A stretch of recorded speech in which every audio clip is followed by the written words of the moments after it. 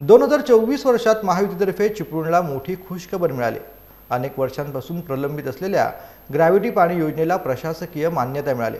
महायुती शासनामुळे शक्य झालं असा दावा भाजपचे कार्यकर्ते करतात। आज चिपळूणच्या नगरपालिकेच्या आवारात भाजपच्या कार्यकर्त्यांनी जल्लोष व्यक्त केला।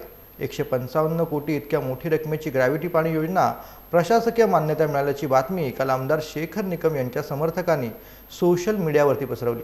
मात्र यामध्ये कुणाचं एकाचं श्रेय नसून महायुती सरकारमध्ये असलेल्या सर्वांचीच मेहनत आहे असा दावा भाजपचे माजी नगरसेवक विजय चितळे यांनी केलेला आहे। चिपळूण शहर ग्रॅव्हिटी पाणी योजना याची प्रशासकीय मंजुरी आलेली आहे।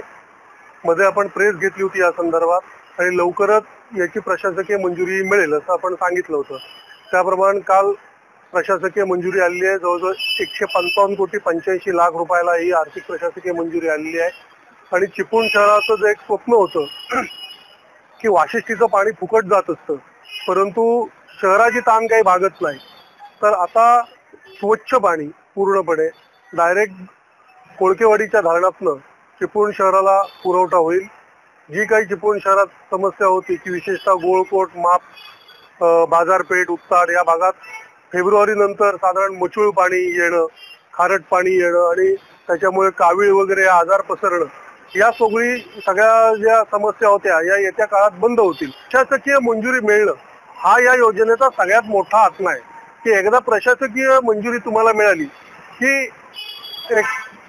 एखाद्या गोष्टीला लेट होऊ शकतो पण ती बंद पडू शकत नाही, ते स्वप्न पुरं नक्की होतं।